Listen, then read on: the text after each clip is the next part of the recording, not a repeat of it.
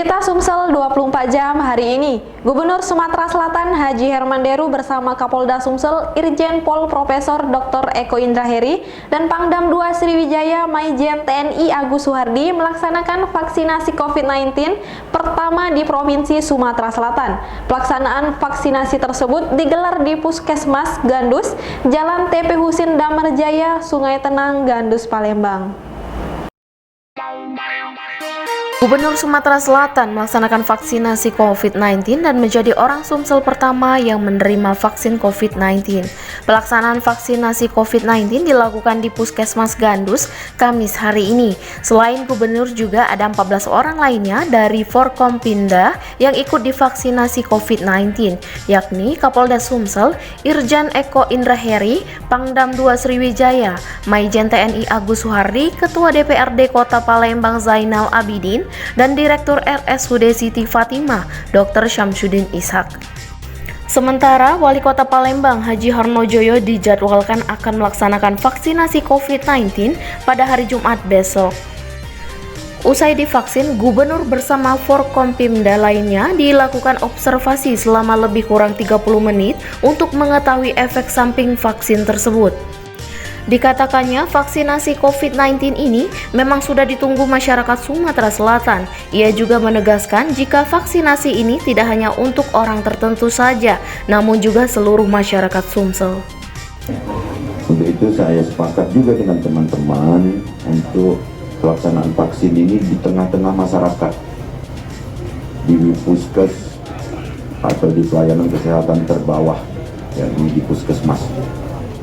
Ini semata-mata untuk meyakinkan masyarakat bahwa vaksinasi ini tidak hanya untuk kalangan tertentu, tapi bahkan target kita di 345 hari ke depan, seluruh warga Sumatera Selatan yang layak vaksin itu lebih kurang 5.760.496 ini dapat tuntas.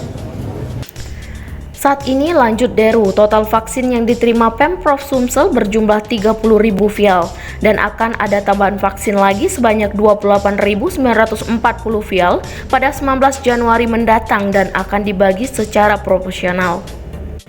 Selain Kota Palembang, pada hari ini juga dilakukan vaksinasi di Kabupaten Ogan Komering Ilir. Lebih lanjut dikatakan Deru, sesuai Undang-Undang Vaksinasi COVID-19 ini merupakan kewajiban untuk masyarakat. Meski begitu, orang nomor 1 di Sumsel ini tak berniat untuk memberikan aturan denda bagi masyarakat yang tak ingin vaksin. Reporter dan juru kamera Betanika Susmanda, palpres.com. Pemirsa, dampak dari mahalnya harga kedelai dalam 1 bulan terakhir, pengusaha tahu tempe mulai mengurangi produksi pembuatan tahu tempe. Langkah tersebut terpaksa diambil karena pengusaha tahu tempe takut merugi akibat menurunnya jumlah permintaan tempe dan tahu. Akibat adanya kenaikan harga kedelai sebagai bahan pokok pembuatan tahu tempe yang kini melambung tinggi dari semula hanya Rp6.000 menjadi Rp9 hingga Rp10.000 per kilogramnya, membuat pengusaha tahu tempe di Desa Sukarame, Kecamatan Sekayu, Musi Banyuasin harus mengurangi jumlah produksi tahu tempenya untuk dijual ke pasaran. Hal tersebut dilakukan karena kurangnya stok kedelai pasaran sehingga produsen tahu tempe tidak bisa memproduksi tahu tempe seperti biasanya. Seperti diungkap salah satu pengusaha tahu tempe, Anton, yang mengaku terpaksa mengurangi jumlah produksi tahu tempe karena takut merugi. Pengusaha berharap agar harga kedelai dapat normal kembali sehingga produksi tahu tempe bisa stabil dan pengusaha tidak terus merugi. Segala itu kan turun kali, itunya. Cara omsetnya turun kan, cara buatnya boleh katakan kurang semua. Kurang. Cara materialnya kurang, cara buatnya. Membuatnya tidak banyak seperti biasanya. Biasanya kalau itu tempe kan biasanya buatnya ikut lebih dikit dan itu. Sekarang adalah 60 itu. Reporter dan juru kamera Firdaus, palpres.com. Sejak dibangun hingga sekarang, rumah pemotongan hewan yang berada di lingkungan Kampung Sawah, Kelurahan Rimba Asam, Kecamatan Betung belum beroperasi. Walaupun kondisinya terawat, namun disayangkan warga karena sepi dari aktivitas pegawai maupun pemotongan hewan. Bangunan rumah pemotongan hewan atau RPH di lingkungan 5 Kampung Sawah, Kelurahan Rimba Asam, Kecamatan Betung saat ini sepi dari aktivitas karyawan dan pemotongan hewan. Padahal bangunan yang dibangun dengan dana yang tak sedikit itu ditujukan mempermudah aktivitas pemotongan hewan masyarakat. Walau belum dimanfaatkan, namun kondisi bangunan tetap nampak terawat. Lingkungan bangunan pun terlihat bersih dan rapi. Nampak benar walau belum dioperasikan sesuai peruntukannya. Namun pemeliharaan kebersihan bangunan dan lingkungan rumah pemotongan hewan itu tetap dilakukan. Walau demikian, belum beroperasinya rumah pemotongan hewan itu tetap mengundang keprihatinan masyarakat. Soalnya bangunan yang dibangun dengan dana tak sedikit jadi terkesan mubazir. Seperti diungkap Perianto, warga setempat yang menyayangkan rumah pemotongan hewan tersebut belum difungsikan oleh instansi terkait. Kondisi ini sudah terjadi beberapa tahun sejak pembangunan selesai. Dan itu tahu gitu, gedung itu sudah lama dibangun. Sudah lama, Tapi belum difungsikan. belum pernah difungsikan. Dan itu pun tidak tahu apa fungsinya itu untuk apa. Yang kita tahu itu gedung untuk apa? Pemotongan hewan ya? Pemotongan hewan atau jagalan. Sementara Kabid Peternakan Syahrial yang dimutasi menjadi salah satu kasih di Dinas PUTR Banyuasin menyebutkan, rumah pemotongan hewan itu memang belum beroperasi karena terkendala fasilitas yang belum lengkap. Seperti listrik baru terpasang dan dibangun penampungan air.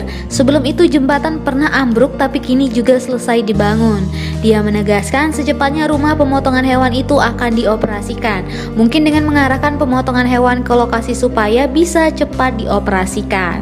Reporter dan juru kamera Budi Alamsyah, palfresh.com. Berita terakhir Sumsel 24 jam hari ini. Innalillahi wa inna ilaihi roji'un. Ulama besar Indonesia Syekh Ali Jaber tadi pagi sekitar pukul 8:30 waktu Indonesia Barat meninggal dunia di Rumah Sakit IRC Cempaka Putih, Jakarta karena sakit. Berpulangnya Syekh Ali Jaber menyisakan duka yang amat mendalam bagi seluruh masyarakat Indonesia, tak terkecuali di kota Palembang. Awan duka mendalam kembali menggelayut di bumi pertiwi. Belum kering air mata kita pasca jatuhnya pesawat Sriwijaya Air di perairan Kepulauan Seribu.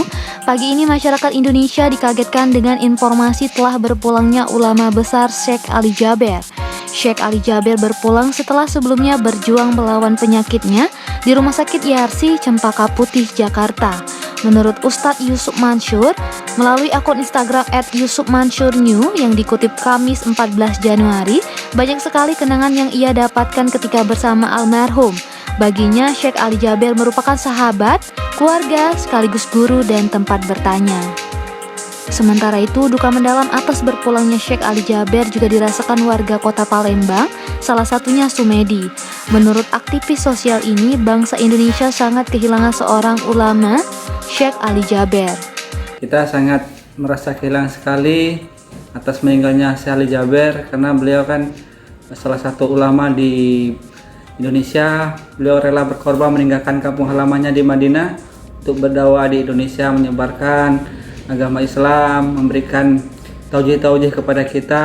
Ya, kita berharap nanti dengan meninggalnya Syekh Ali Jaber ini ada pengganti yang lebih bagus lagi dan Syekh Ali Jaber diterima di sisi Allah Subhanahu wa taala, keluarganya yang ditinggalkan bisa bersabar atas ujian ini. Sementara warga yang lain, Muhammad Syatria Amka berharap akan tumbuh ulama-ulama baru sepeninggal Syekh Ali Jaber yang akan semakin mensiarkan agama Islam. Saat ini kita berduka dengan meninggalnya salah satu ulama kita, yaitu Syekh Ali Jaber.